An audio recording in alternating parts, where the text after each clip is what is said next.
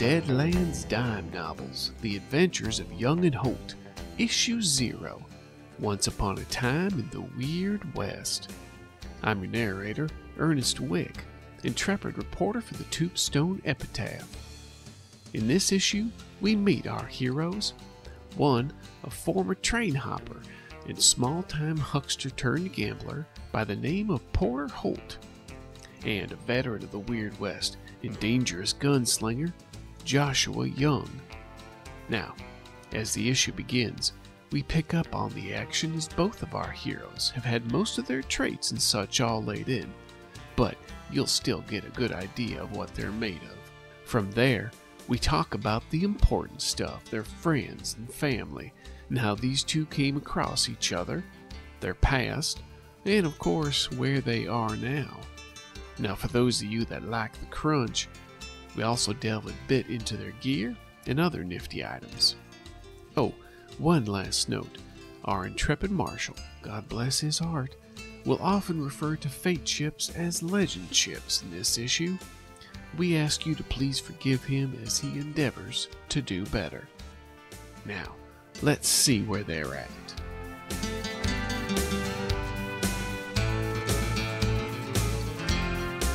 Alright, so you're going to take Veteran of the Weird West, and you want to go ahead and shuffle. You probably should shuffle your deck here before.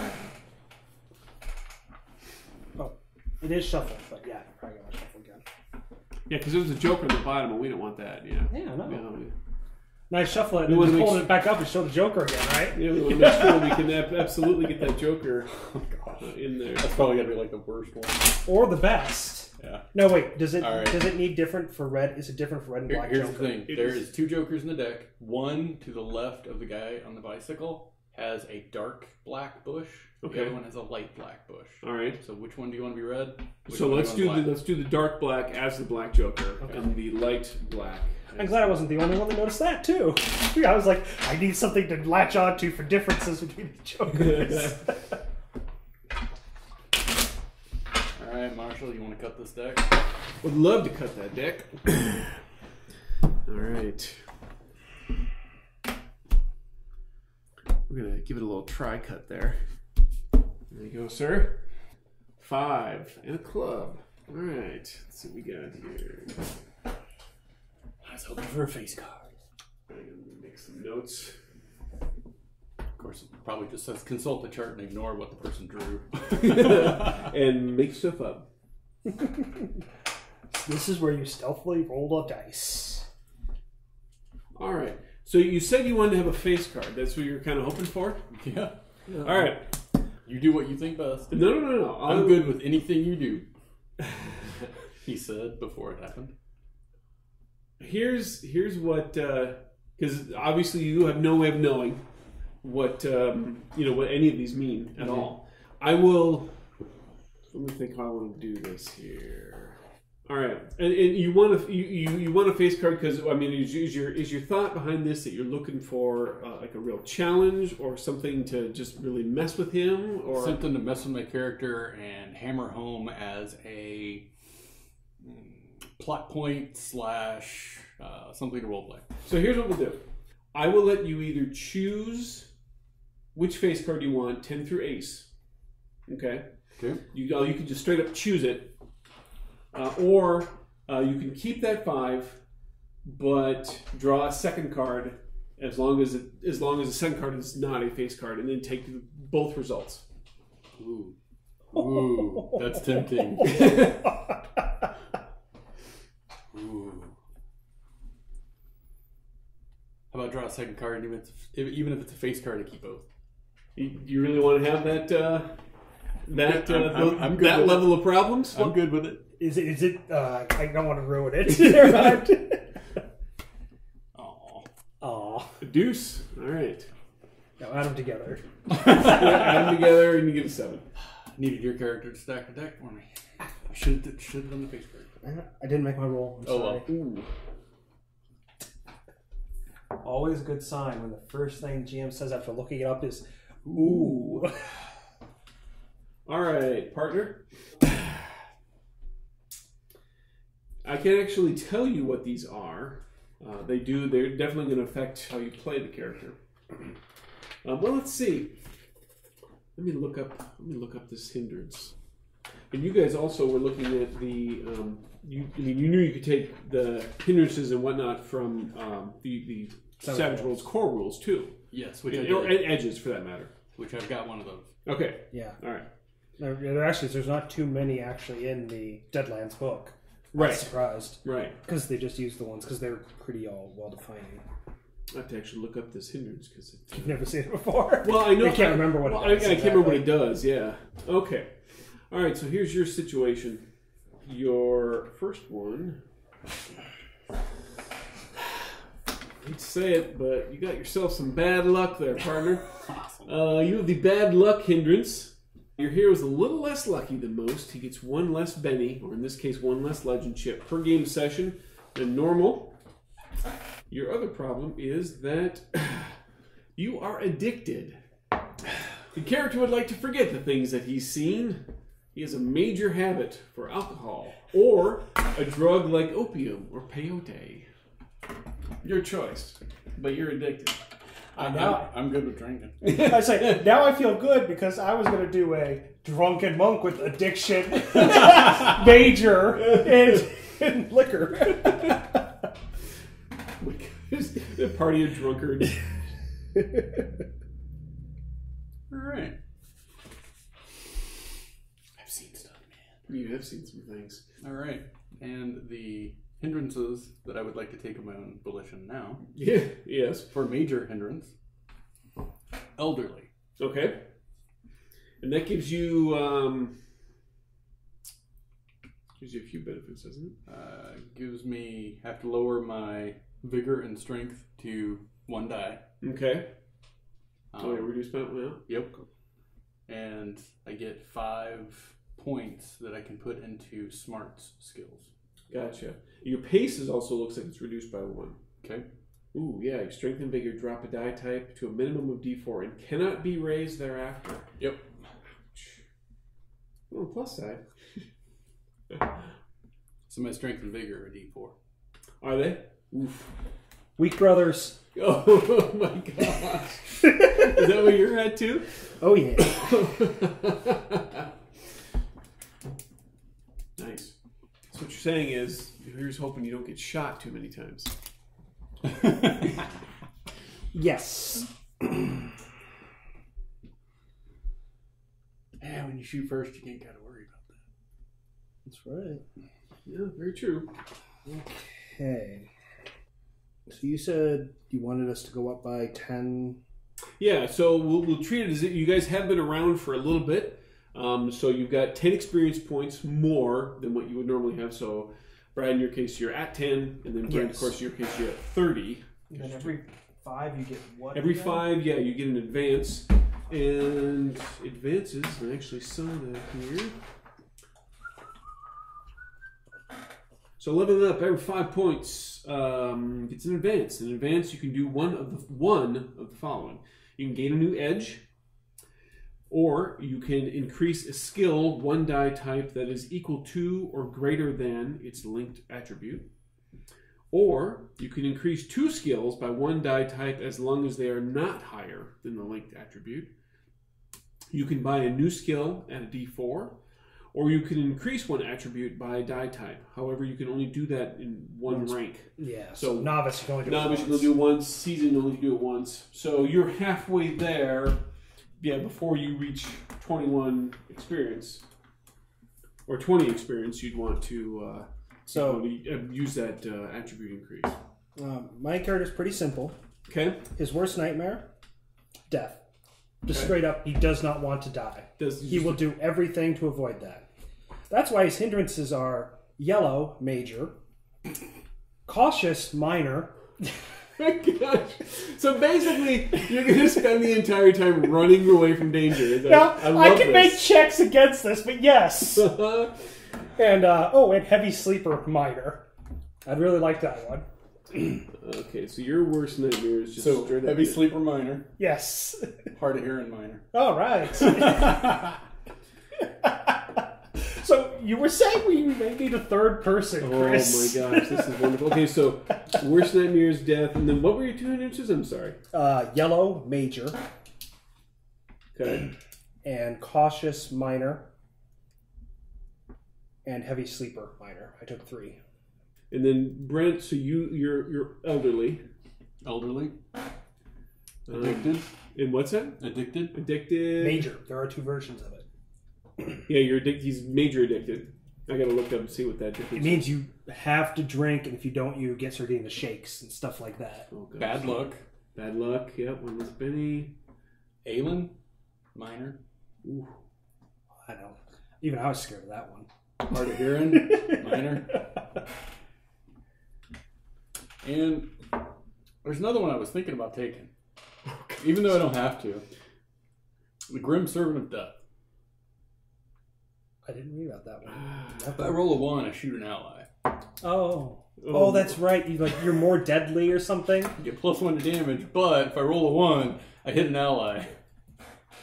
That's a 1 on the. I was going to run that one by my possible ally. If you want to. I'm okay with that because I took the edge hard to kill. Nice. So. I also took True Grit. Oh! Well, it's like we thought about this. Gosh, you guys are like... It's like you're my lost son or something. I know! You took Aelin as a minor, you said? Yes. Figure that's another reason to drink. Yeah. Oh, this bottle's almost gone. Figure it's something I've got, but I don't know about it yet, so it's just eating my guts out. All right. So I'll let you look up Grim Servant of Death and see if that's something you want me to have or not. Because that is kind of a comical, and I didn't know how serious we wanted to be. Well, I mean, it's not. It's just that you're a really good shooter. Except when you're just so good that sometimes maybe your vision blurs a little. You can't tell friend from foe. Ricochet, just bad luck getting in the way. And... I mean, you do have bad luck. You shouldn't do it lightly. That's actually what it says. It says, yeah. Is that what it says? It says you shouldn't do this lightly. You shoot or throw an attack roll that comes with 1 on the skill die, regardless of the wild die. Automatically hits the nearest friendly character in sight. Whether they're in line of fire or not. Oh my gosh, I can just imagine you getting nailed with ricochets over and over and over again. Wait, do I get to roll a dodge roll, or is it? Oh no, I guess with shooting automatically hits the nearest friendly character in sight. Automatically hits. Yeah. Okay. That's why it's like, don't take it lightly. Whether in line of fire or not. Other players' characters are always the first choice, but an allied extra will do in a pinch. Okay. Even hand-to-hand attacks hit allies when that mean one. This may require a little bit of imagination. It's like melee as well. I'm like hiding behind a barrel across the street. You're punching a guy and roll a 1. That's so funny. In either case, Snake Eyes on the attack roll adds an additional D6 to the damage. Hit with a raise. The only, honestly, the concern I've got about that, I'm not sure. When you make, how many hindrances can you take? I mean, obviously the ones you got from your veteran don't count. Right, so I've got my major and my 2 minors. Right. And if you take another one, I don't think you get any points for it. You're free to take more if you think you fit your character description, but you don't get additional points for them. Right. So this is that additional. This would be the additional one. Yeah. It's not necessarily really up to me. I mean, if you I didn't know if it would throw things off the rails, and I don't want to do that. Well, okay. So let's all right. So general campaign style, I'm thinking that we would. I don't want to stray too far from what we normally do, which is we have a moderate blend we have a blend of moderate amount of seriousness to a moderate amount of a little bit of comic enjoyment there as well, and I'm fine with keeping that. I think that at times I might want to take this in a couple more serious directions, but that doesn't necessarily prevent me from saying that you shouldn't take this. Just because in a certain way, I do feel it fits what I see as you trying to build up your character. You've experienced something, which we probably aren't going to determine here right now what that was, or gone through some sort of experience, experiences that has driven you down this path to where you drink, You're slowly dying from whatever it is that's killing you on the inside, and you may even have some sort of secret death wish that you're not even really sure about yet. Tired of seeing everybody around me die. Yeah. I wonder why. All right. And you're kind of thinking maybe you want it to be your turn soon, but it just hasn't quite happened yet. So if Brad has no problem with putting himself out there as a target, then why do you think I took hard to kill? All right. Locked in. So you're saying I need to spend a point of vigor with one of my advances? Okay, so for edges then, I'm looking at, and I was gonna run. I've got one that I've got like two. I'm not sure which would be best, so I was gonna run it by you. Okay. I'm gonna go with duelist, which is paid for by my major hindrance. I'm gonna go with 2 grit, which is paid for with the 2 minor hindrances. Okay. Quick draw, which would be from 5 points of the veteran of the West. Okay. Tail teller, which is also from 5 of that 20 points. Hard to kill, another 5 points. And for the last 5 points, I was either going to go 2-fisted or combat reflexes. Now, would 2-fisted work for 2 guns? Gosh, and comparing that to combat reflexes, which would be better for combat reflexes? Gunslinger? That's the nothing more than a 5, right? I believe. I'm not sure. I have to look it up again. All right, let me. I'll look up both here. Is it 2-fisted and combat reflexes? Your adventurer recovers quickly from shock and trauma. He adds +2 to his spirit roll when attempting to recover from being shaken. Okay. So combat reflexes helps me recover from shaken. Okay. 2-fisted hero isn't ambidextrous. He simply learned to fight with 2 weapons at once. When attacking with a weapon in each hand, the hero still rolls attack roll separately, but ignores the multi-action penalty, which in this case would be -2. Because normally when you fire with 2, you'd be -2, -4, because you're offhand. So in this case, you would just be -0, -2. Okay. Because you're not ambidextrous, but you can. So yeah, so you could do 2-gun shooting on that one for sure. Okay. I'll go with that one then. I like the idea of him being able to be shaken. Yeah. Oh, you know what? And I gotta look that up because Savage Worlds changed the way they do shaken. When I was reading, it seemed a lot like what we were using before. It was similar. So here's what the new rule is. You no longer need a raise in your spirit roll to recover fully from being shaken. So at the beginning of their action, a shaken character makes a spirit roll to recover. On failure, he remains shaken. On success, the character removes their shaken condition and may take their action normally. Yeah, that's similar to, I think, how we used to do it. And shaken, to get out of shaken's a guts roll. Is it in Deadlands that they changed to guts? I can't remember because I thought it's it was normally spirit, but I think since Deadlands is from before, they changed it to, they got rid of guts. Shaken characters normally move to half their pace and perform no other actions, including running. When it's his turn to act, shaken character first attempts to recover by making a spirit. So it's spirit.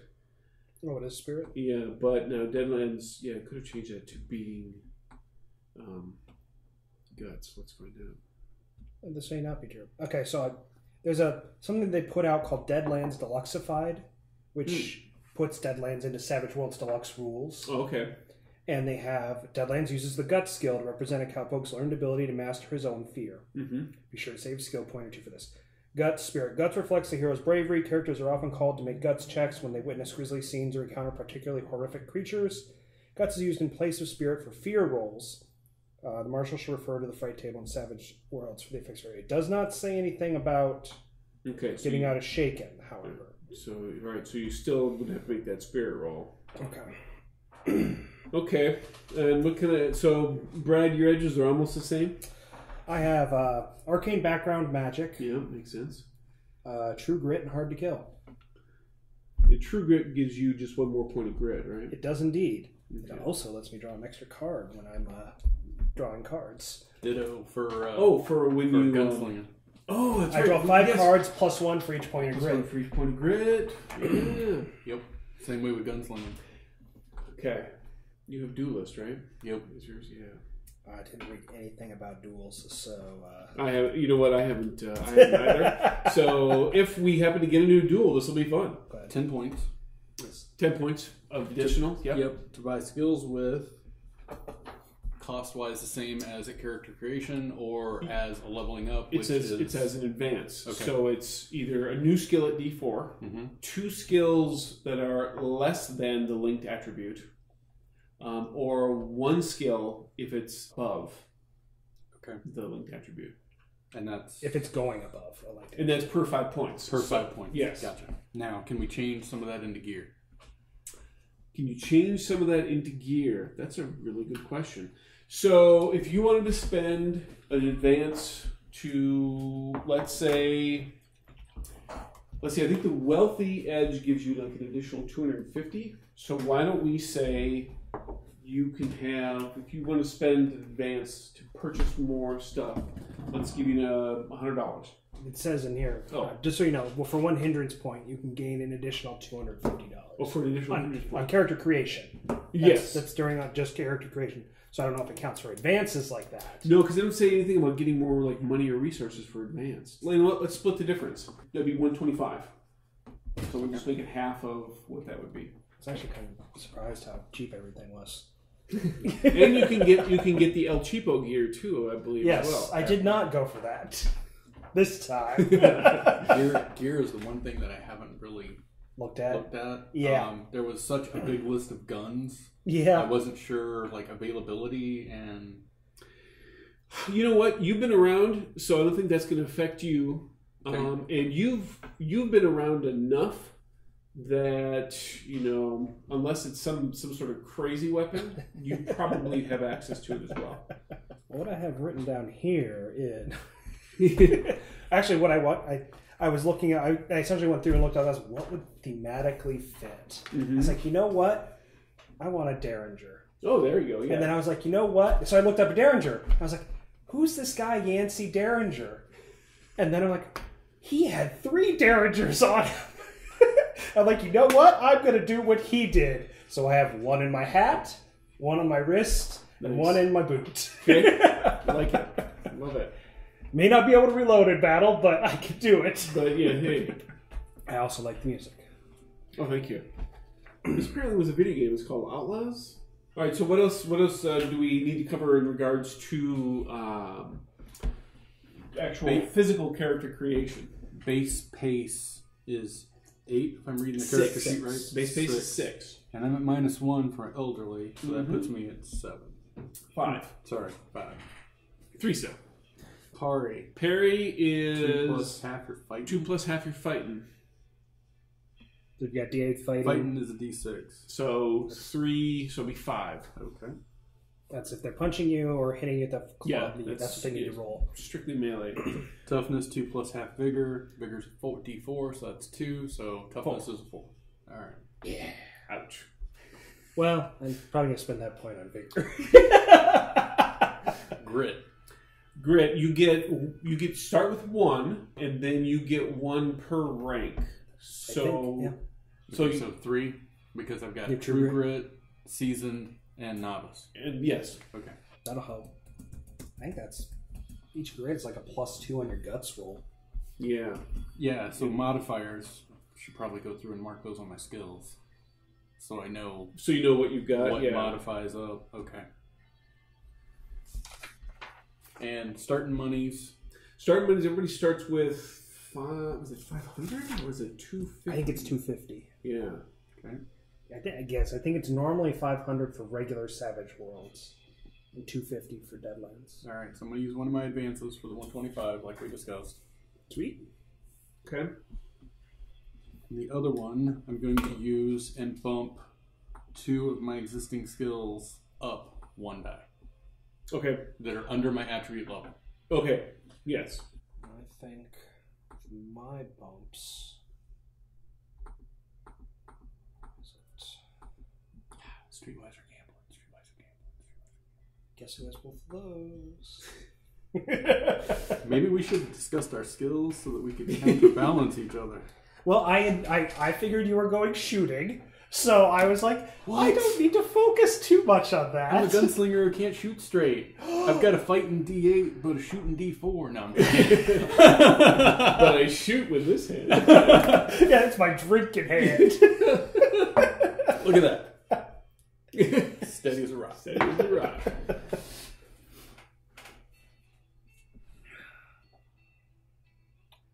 think I'm going to take Card Sharp.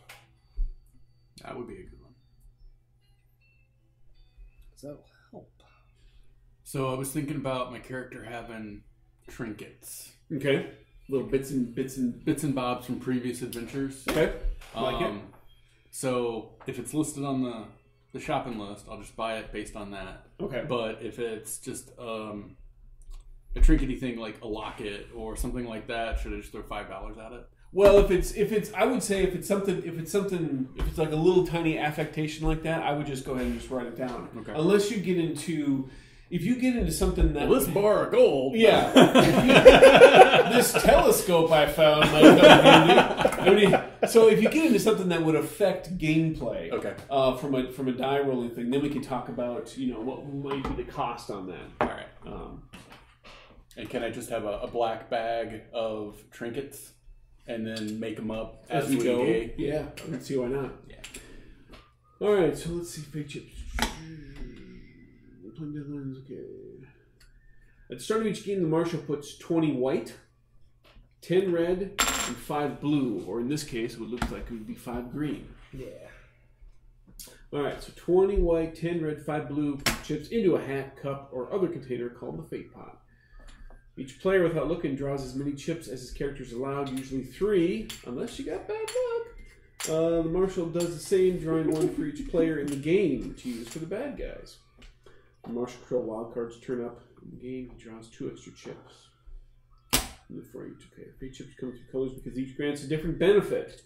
But regardless of color, all allow you to attempt a vigor roll to soak damage or remove shaking condition as usual. Each fate chip also allows you a chance to gain experience points at the end of a session, as with bennies. All fate chips are thrown back in the pot at the end of each session, so you may as well use them up. Amigo, what else are they good for? Glad you asked. White fate chips are the most common. Act just like regular bennies. So you spend one, you get to reroll the trait roll, keep the best result. All the usual Savage Worlds rules apply to bennies apply to white fate chips. Red. A red chip allows you to roll a d6 and add it to your current total. This die can explode or ace as usual. This negates a critical failure from rolling a 1 on your skill die, should that be an issue. That might help you when you shoot Brad. Unfortunately, he only has 2 of those instead of 3. Or you could choose to use a red chip as a white chip. The bad news is the marshal gets a free draw from the fate pot for his critters and cowpokes every time you use a red chip. The marshal does not get a draw if you use a red chip as a white. So if you use it as a white, I don't get a draw, but if you use it to roll a d6 and add, then I get it. Blue work exactly like red, except I do not get to draw. And then, of course, then there's the sweet, sweet legend chips, which we do not have. If you do something cool, yeah. All right, so I'm picking pistols that use 44s. Okay. So the other things I bought were I bought some bullets, some 3 quick holsters, because I gotta get them out quick. I got those little guns. I also have a double barrel shotgun. Nice. Okay. Put them on the. But I don't keep it with me all the time. I figure I'm renting a room somewhere. Wherever you're at? Right, and that's usually in there, and it's only brought out on special occasions. Also wearing a nice suit, because you gotta look good when you're stealing people's... money? Yeah. Nice. And lockpicks. I think that's all I got. Because then I looked at, there's a weight limit. Oh, I can only carry 20 pounds on me. Ooh. Actually, I can carry more now that my vigor went up 1. Huzzah! I was looking at tomahawks because, Red Feather of Sioux Nation gave me this tomahawk. There it is, $3. So there was you earned it, my friend. There was an expansion to Deadlands called The Last Sons. Did you see that? Gosh, I backed the Kickstarter, and I think I don't think I got that one. I pulled up the player's guide on it. Ooh. And it has new edges. They're mostly Native American stuff. Nice. But it does have Native American gear if you want something special out of there. Ooh. You've got none of that. Peace pipe. There might be a bow and quiver case, flute, a Tippy and Travoy, I don't know what those are off the top of my head. You wear a war bonnet. Yeah, I don't like how the gear is laid out in the book. You have to scroll a lot. Oh, they have requisition modifiers in here. I thought they had more. I guess not. No worries. There's a new edge called Gallows Humor.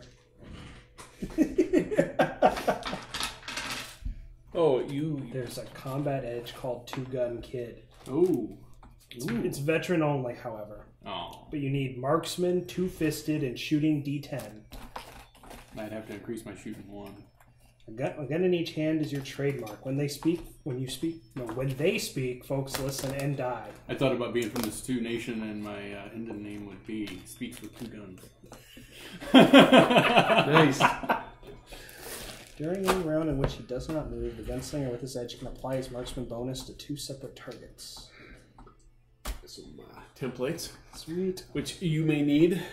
You would be surprised. Really? No offensive spells at all? So you remember, I don't like to die. Yeah. So I took deflection and hunch. Hunch. It lets me essentially deal out cards, and then you can... Premonitions. Oh, nice. And trinkets. So even if I've been caught and am completely... have nothing on me, I can pull stuff out of somewhere. Oh, that's great. I love that. That's why I have 3 guns on me, because I don't want to die. And most of this is... it can't be construed as any sort of hex whatsoever. Yeah, right. Because deflection is just called miss me, and for some reason the bullet misses me. That's all it is. Or the attack misses me. But there is still a chance that you might get noticed, I believe. Right. I can hide that. Yeah. With card sharp. Yep, exactly. Oh, liquid courage. I wanted to take that. Although you need vigor D8 for that, so I don't think that's happening. No. And the other expansion was a bunch of martial arts stuff, which was neat, but none of it really. I don't know. The martial arts feels weak in this. Yeah? It really does. Like, I won the drunken boxing things. Like, hey, that sounds great. And it just gave me a +1 parry at -2 pace. That was it. That's all I got out of it. None of the attacks wouldn't do any extra damage or anything like that. It's like, yeah, that does seem a little underpowered. Yeah. So I was like, why didn't I just shoot someone? So I was like, hey, I guess I'm a huckster now. I just shoot somebody. Here's hunch. The forces of darkness really hate this hex. It gives hucksters insight into the past of a person, place, or thing. So it's... Assuming the hex is successful, the caster gets a vision, feeling, or insight, or hunch about some event that happened in the target object's or person's past. Raises on the arcane skill roll grant more information. For hucksters, they must deal themselves a hand of cards from an actual deck and study them. All right. Okay. $18 in my pocket. Yay. $18 to your name. I'm impressed. Oh, you would probably have a horse. That's probably why. You got me a good horse. They didn't give me a cheap horse. No. Hope you have room for 2. You know the cattle baron Jim Dugan down south? No. Well, let me tell you, this horse was pride his stock. I'm going to have to take your word for it on that. So everybody's got other stuff. Yes. All right. Okay, so, yes. Sorry. No, go ahead. How do you figure charisma? Charisma starts at 0. Okay. It's only affected by edges and hindrances. Yeah. And none of the ones that you've got nope. affect that. So. And I didn't get cheap gear, so that doesn't affect. All right, so how do we want to have the two of you be together? Both of you have a decent gambling skill? Absolutely. Okay. I believe I do, but I'm drunk usually when I'm gambling. So I'm thinking, and by all means, let's debate this. I'm thinking that you probably at some place, whether it's here in this town where we'll start, or if it was somewhere else, you met around a table. You might have already been gambling there. We didn't even have character names yet. Did we have character names? No. We're still working. Names are hard. Porter Holt. Porter Holt is Brad's. All right. Internet, save me. Well, you don't have to think of it yet. We don't have to. I'm going to pull up a random cowpoke generator. And then what, does it make a noise like a cow getting poked? Stick you out cow tipping, greenhorn. You ever done that? Can't say that I have, partner. I am about as city slicker as a person out in this place could be. Because beyond the trains, this is the only city I've been to. Never been outside it, so. All right. You want to keep looking? Well, how much do I know about your character? Do I know you're basically a young kid who showed up a little unsteady and has a tendency to avoid danger? Way I pictured it is how long. I mean, have you been in this town for a long time?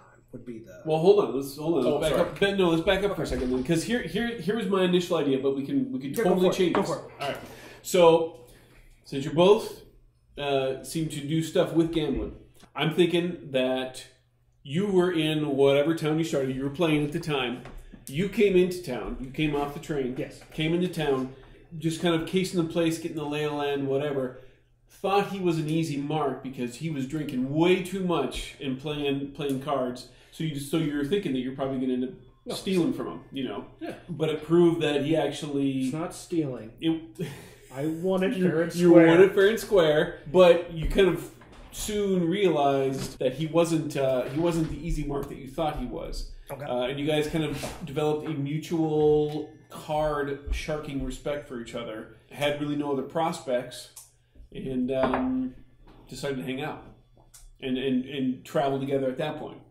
Now, and you can make it much more violent than that if you want, or it doesn't really. Only got a D4 gambling. Okay, so I can see you taking money from me. Yes. And me getting ready to slap leather. Oh, really? And trying to talk your way out of it, kind of thing. Yes. And I was like, buy me a bottle, I'll forget about it, that kind of deal. Yeah, absolutely. And after that, since I had already been looking for somebody to hang out with to get into trouble with, I might have latched onto him for that purpose. Thinking, okay, he's going to be doing this to other people, and I'll stick around. Because clearly he needs protection? Well, it's a chance for some excitement. Okay. So you essentially bonded over a card table. Yep. Yeah. Is there any part of you that, because of your age, that feels that maybe you kind of have to keep an eye on him because he looks like such a Weasley character? or looks very young, looks very tenderfoot? It might be because he's so young that I'm thinking I need to take care of him, because a lot of the people I find my own age or slightly younger don't last that long. So I need to latch on to the younger generation because they'll stick around longer. Okay. Hopefully. All right. And what about on the opposite end of things as far as... Now, I know that your character didn't take the young hindrance. I do like tall tales. You do like tall tales? Oh. Are you kidding? That's all I live on. I've just been to this one town, and he's talking about these wonders of the West. I want to see them, but... I'm scared to go do it. Well, I'm scared to do it. Also, I don't have much money either. I don't have a horse. I can't ride a carriage everywhere. Well, I could, but it would be expensive. It would get spendy. All right, that's fair. That's fair. Also, I've seen him shoot at least once, probably. Oh yeah. I don't want to. I can use that.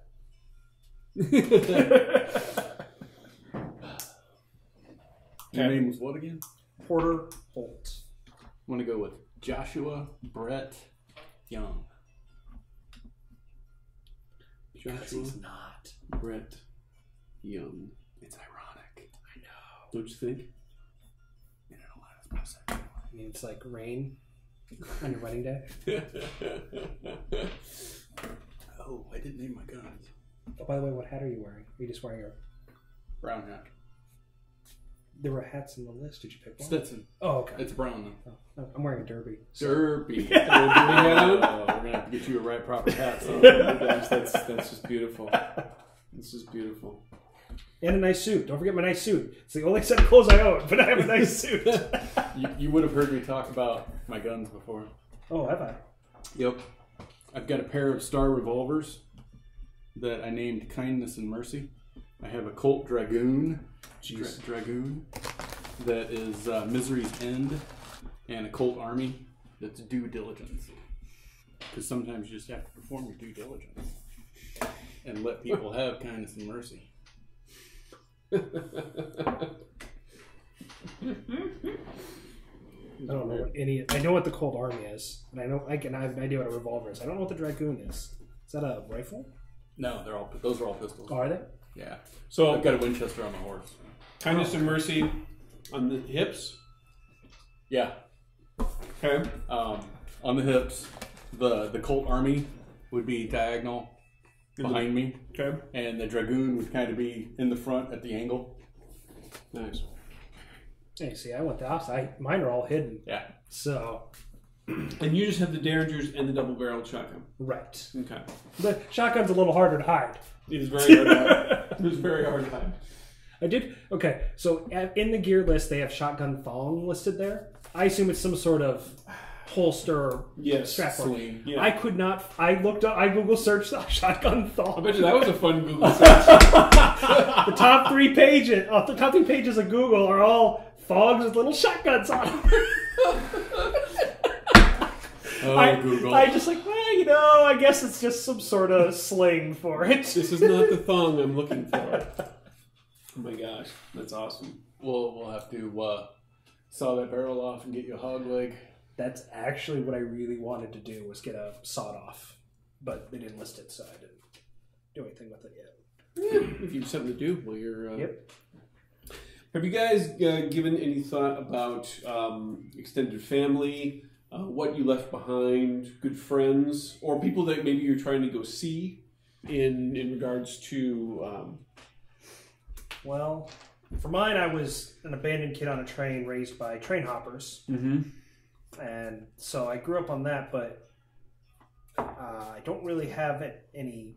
There might be a friend or two, but not real close, because it was sort of every man for themselves, because they don't like it when you hop the trains very much. Right.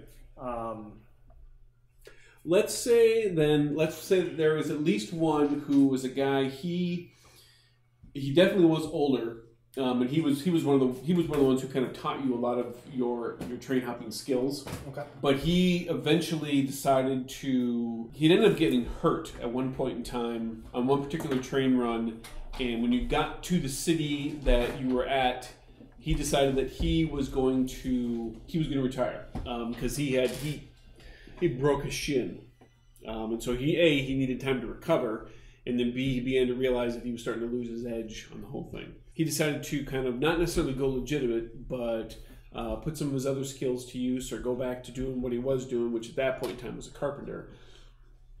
And he was going to head somewhere in the west, because this was basically back east. Since you haven't been out anywhere, anywhere east of the Mississippi, basically, or west of the Mississippi? I mean, where's the borderline as far as how far your character has traveled? What trains have you hopped? Well, see, I've hopped a lot of trains. I didn't necessarily get off them. I was on the train the whole time, so even if I had been west, I didn't really see anything, because you got to stay hidden from the... Right. So how far west do you think he's been then? Do you think Porter's been? I would say I'll pull up the map. Pull up the map. Yes. So we were going to kind of hang out in Minnesota, Iowa-ish. You were in southern. You're going to start in southern Minnesota was what I was thinking, and I was going to have you eventually end up in Deadwood. Well, I was going to say I probably haven't gone into the Sioux Nations. Okay. And then further south, I can't imagine having gone further than the western edge of Kansas. Okay. Maybe Dodge is the farthest I've gotten west. All right. So this guy, he decided. Well, before we figure that out, first of all, what page is that map on? 133, the player's guide. It's right at the end. Oh, I guess that's not. Oh, yeah, there we go. Okay, cool. First of all, is this what we're thinking? Is this what we want to do? I mean, because we could start want to start the traditional Wild West. We can throw you out in like New Mexico somewhere, or and we don't. I mean, I'm open to whatever. No, this totally works. I assumed I was going to start somewhere that wasn't as much Wild West, and then work my way out. Work your way further west. City boy. Yeah. All right, that's fair. All right, so let's say then that he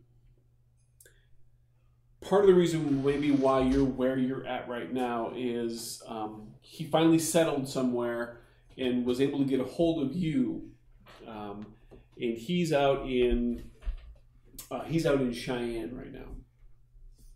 Cheyenne, Wyoming. And even though I am the GM or the marshal, I'm gonna put you on the spot. And what's his name? Danny Redridge. Danny Redridge. That sounds like a good Western name. I like that. It does, actually. So that gives you at least partial motivation as to why you're kind of heading in the direction while you're heading that specific direction. Yeah. All right. What about you there, Mr. Vet, Joshua? As far as romantic interests and family, I'm thinking he's got kind of a little bit of a sordid past. You know, various flings, messed around on the wrong side of the law, straightened up, back and forth. Only had one that stuck, and she was a prospector that had a mine. And he thought, hey, chance, settle down.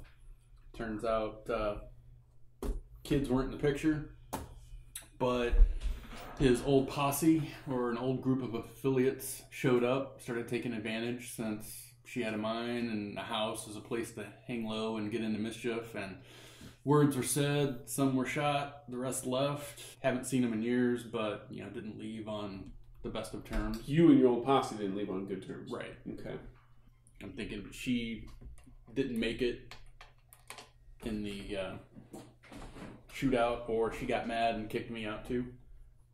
Okay, because she just wanted to like work her mind in peace. Let's go with the latter. Yeah, didn't want a troublemaker like me hanging around. Right. So that would be like immediate love interests, and I could see all kinds of things in the past that he might have forgotten about or drank away. Mm-hmm. She did she run with you then before she became a prospector, or no? I think the way it happened was I was shot up, and she found me in a field out next to the home, and took me in, and you know, did the classic nurse you back to health. And one thing left to another. While I was healing, I did some work helping her out. Went into town, got my face seen. Posse knew where I was at. They came out to take advantage. Okay, all right. You were realizing there was more to life than just running and killing. Okay. So is she still mining? As far as I know. Do we know where she's mining at? We don't. It shouldn't be anywhere. Okay. One mine ends, you pack up and move to a new claim, right? Sure. Very true. Is that what happens? All right. I can see some bounty hunts gone good. I can see some bounty hunts gone bad. For you? Yep. Mm-hmm. So there might be some bad blood with those that have served their time and gotten out, or got shot at and got away. Okay. Any of that too? More than a few barkeeps that are probably pissed off. Drank out of business. Skipped out on the tab. Okay, that's not bad. I'm also thinking there's probably some towns that got helped out though, because he wasn't all bad. It's not like he was a black hat outlaw all the time. Okay. He would have. I've got a little knowledge of some of the going-ons out there that really can't be explained that easy, and I would have helped to solve some of that. So there might be some town folk or some homesteaders out there that think they might owe me a favor, but I was just staying alive and surviving. You've seen some stuff, done some good. A little good, a little bad. Okay, let's talk about that, just that part of it real quick, because this is, and I need to talk to you about your hex sling in there as well. So the stuff that you've seen, and here's kind of how I'm looking at it, but this is a little bit open for interpretation. With you, with Porter, it might be a little bit trickier, but the stuff that you've seen, my thought on it is that a good portion of it, so we look at the sphere of all the weird shit that you've encountered. Mm-hmm. Okay, stuff that just is just out of the ordinary, very unusual. My thought is that about 75% of that could theoretically be explained. So this is like nope, it was a weather balloon, and it was nope, it was reflections, it was gas lights being stuff like that. But yet, at the same time, not everybody believed that to be the case, but it could have been the case. And that ground in the town was shaking so hard, it's like something moving underneath the ground. Turns out they were dynamiting next. Exactly. People swore they saw the spine of some sort of large creature come up out of the ground and then go back in the ground. But we go over there and there's rocks, and that's kind of nearby where they were blowing stuff up. So it could have been anything. They're fracking, damn it, and it's causing all kinds of problems. So your mind has kind of rationalized a lot of that stuff, but then there's that 25% stuff that you just quite haven't been able to explain. It's like you say, no, it probably was this.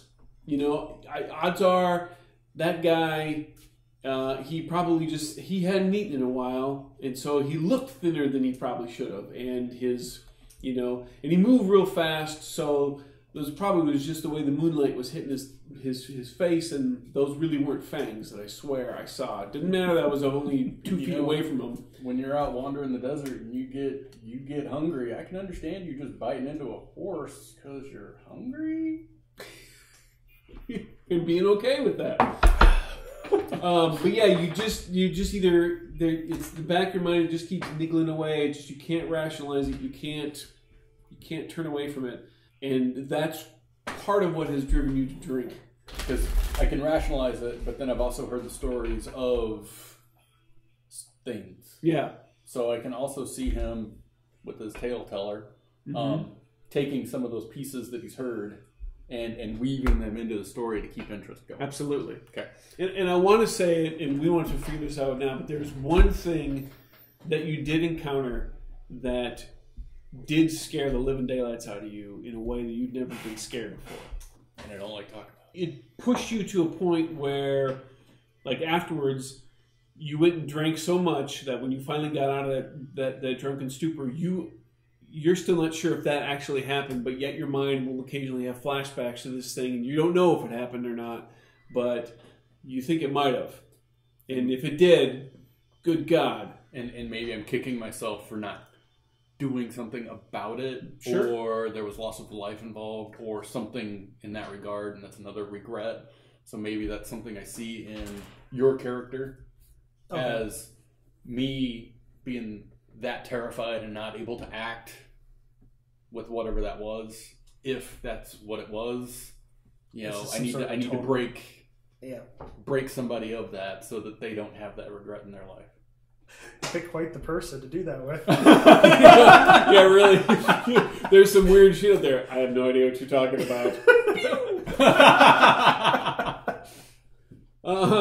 I'll be the one under the table. I'm going to help you grow a backbone, boy. So for Porter, when it comes to casting your hexes and doing that, how do you see that in your mind? Like, how does that work for you? Is it just dumb? Do you look at it as just dumb luck, or do you actually see it as like you being a legit huckster and you know there's more out there and you feel there's more out there and you've touched it, but yet you don't want to touch it too much? Well, I assume while I was still on the trains. So the way I pictured it is how he got his hands on one of the books because it was being passed around on the train. Sure, because you got hours to do something. Exactly. To do nothing. And most people read it and don't glean anything out of it. Mm-hmm. But when Porter picked it up, he sort of latched onto a couple things here and there, and there's been a couple. I'd say he's somewhat conscious that he's doing it. In the idea that something's going on, mainly for deflection, because that was the first thing he learned is how to escape, and he's probably been shot at a couple times, and he could have sworn he should have been shot once or twice, and instead maybe he has 3 packs of cards on him at all times, and he maybe when the first time he shot at, he should have been dead, but then instead a shot card just sort of flutters down to the ground right next to him, and he's like, "I know I was going to die there," mm-hmm. and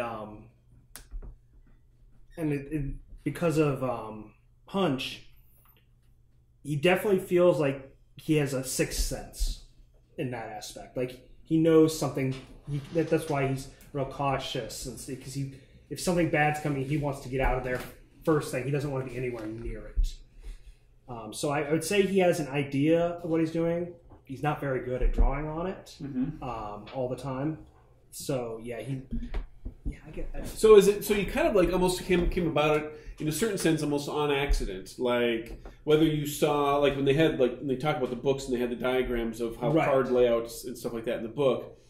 Either you saw it differently, or you saw it in such a way that more closer to the way it was meant to be read, rather than the way that most people read it. Right. So yeah, because you saw it for what it truly was, but you don't necessarily realize. You didn't necessarily talk about it with everybody else. You just figured everybody else saw it the way you saw it. Right. Exactly. Right. Yeah. Okay. So you know, and you've learned instinctively enough to do these certain types of things in these certain types of situations that it always seems to turn out for the better. Always seem to work. There's been a couple of times when things didn't work. You know, those times when you mechanically would have rolled a 1, and I think that's where you've got where you're kind of getting the sense that maybe this is just like you've only done a couple little scratches on that surface where there's something larger going on, where you've either had like flashes of something horrific or fiendish or just something ill, and you know those would have been the times when things wouldn't have worked. Yeah.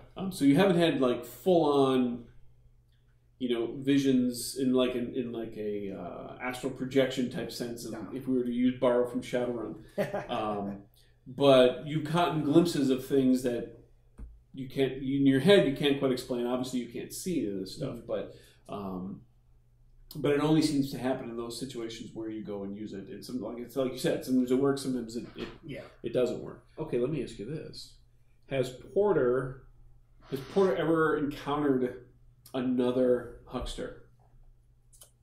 And whether he's just seen it happen because you knew what to look for, or just I would just say by encountered, he's seen one. He hasn't like stopped and talked to him or anything. He's like, he's on the train, there's a gambling car, and something he sees something familiar in the way he handles the cards, and something that doesn't seem right, that sort of thing. He may have seen him. In fact, I would say he'd probably seen him use some sort of ability that he doesn't know how to do himself. Right. But something that definitely that no one else seemed to realize he was doing it because of his knowledge of the book. All right. Now I'm checking my notice to see what your notice skill is. Oh yes, very important. All right. So what haven't we covered? Or is there anything else that we need to cover? You've just been making your way with gambling and odd jobs. Well, the gambling and odd jobs is essentially what I've done. Mostly gambling. I haven't made a bunch, just enough to pay rent and linger about. And I've been drinking most of mine away, not as fast as I get it. Yeah, we're starting to lose money at this point. Yeah, sure. All right, which would make sense because you're gonna we'll start in the city of Albert Lea, which is actually a very small Albert Lea, Minnesota, which is actually a very small town in southern Minnesota, and kind of dead end. But yeah, that's kind of where we will begin. And so, unless you guys need anything more to talk about, we can actually like go ahead and like straight up get started. How long have I been here? I guess would be a good. Yeah, we should establish that. How long have we known each other and been here? Well, essentially, it sounds like you were my first mark. Yeah. So we've known each other pretty much as long as I've been here. I would put myself long enough that other people are starting to make notice, and it might be time to leave town. Okay, and I may not catch on to that. Yeah. That sounds about right. That makes sense. So 2-3 weeks. Yeah, that seems about a good idea. I've been around it. I've been at the tables enough that I start to get looks as I walk in. Mm-hmm. And how old? I was going to say right around 20. Okay. Now, old in I don't know how old. Yeah, I'm not. 50? Yeah, 50 would be ancient. I think 50 would be pretty old, yeah. All right, so I'll put my guy in the 40s. Okay. I think that's fair. Cool. All right, well, let's get down to it.